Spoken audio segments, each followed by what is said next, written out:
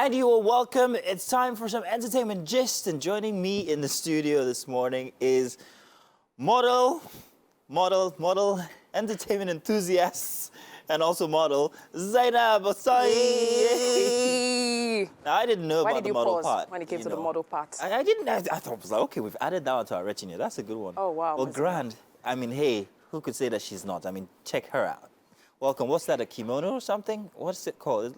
It's Honestly, Asian. it's Asian. I do not know. But it's fantastic, and that's what matters. Good to have you here again. So let's get to some entertainment, and let's start with the, well, as the feathers were out and all the sequins were swaying, it was glitz and glamour at the Night Star-studded Wearable Arts Gala. It's a benefit celebrating the 5th anniversary of Waco Theatre Center, founded by co-artistic director Tina Knowles. Of course, you know who she is, Beyonce's mom, and also Richard Lawson. Inspired by the aesthetics and black excellence of the Harlem Renaissance era, the benefit is designed to support the company's artistic and youth mentorship program through a fine art auction. And boy, those attires were fantastic. Tell us a bit about it, though. What did you find very interesting? I think, for me, I like the fact that Miss Tina has always been that kind of person to support black people's dreams. I mean, she didn't stop at Beyonce and the Destiny's Child. She's been able to help people like Chloe and Hailey Bailey. She's mentored a lot of people.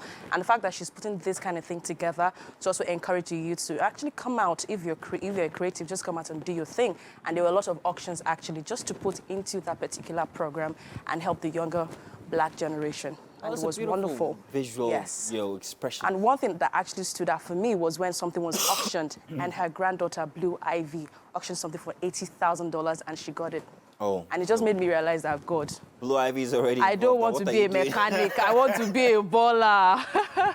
So it was a night of glitz and glamour. Yeah. I mean, a couple of outfits actually stood out for me. Lori Harvey had this, I don't know what it's called. It looks like a picker kind of outfit.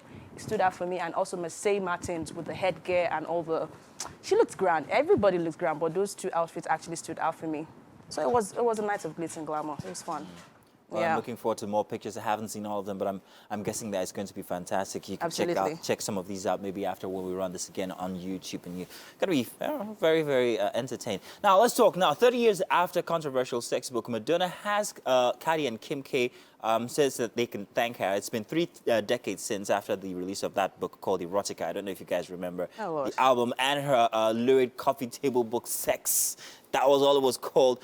Madonna reflected on the changing standards on how women are allowed to talk about sex in an Instagram story.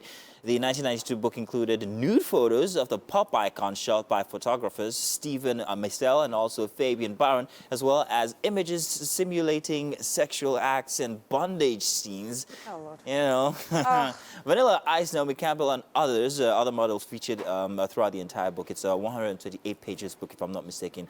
And on her Instagram story, Madonna wrote that she also wrote about my sexual fantasies and shared her point of view about sexuality in an ironic way.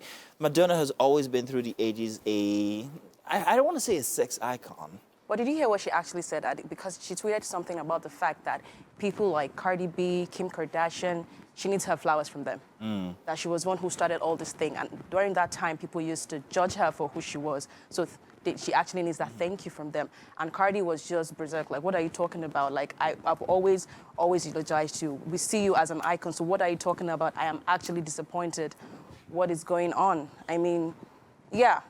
I don't know what she's talking about, and we all know when it comes to the pornification of music and everything, you can. Well, I love that regardless. I don't care what anybody says about her. I think Madonna is actually one of them. But she needs to calm down because she had calm down, schmam down. Madonna's an icon. Leave her. Without Madonna, trust me, certain expressions or certain modern expressions. We give her flowers all the time, but I don't know why she wants more. She's getting old. She should calm down, Grandma. Calm down, Grandma. In any case, hey, let's bring it back down here to Nigeria and let's talk about what has been the rave of the moment so far currently. Over the weekend, it was a flurry of activity on social media as people took to their Instagrams and Twitters to reach out to friends across the nations, friends who are across the world and all of that. And only because of one person, or let's say 2 people and their efforts. I have never in a very long time experienced this before, and it was Don Jazzy and Johnny Drill.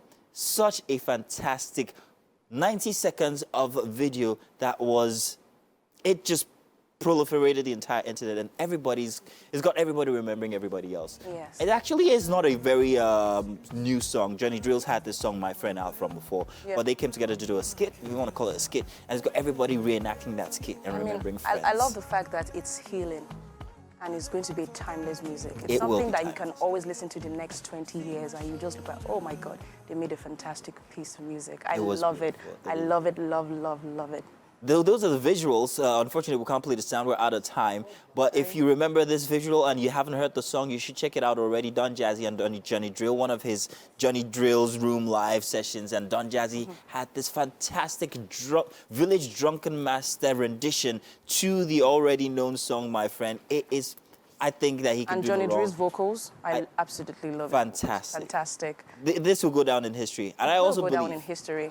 That Don Jazzy is one of the most relevant Nigerian artists of all times, whether you like it or not. But we need to appreciate people like Johnny Drill. Like, we need to appreciate his music more because I feel like he's still very much underrated in the music scene. Yeah, fantastic, man. Zainab, it's always a pleasure to have you here, and we're looking forward to having you back on again for entertainment, or maybe just being an elf once again in December. Oh my God, Mazino. Ladies and gentlemen.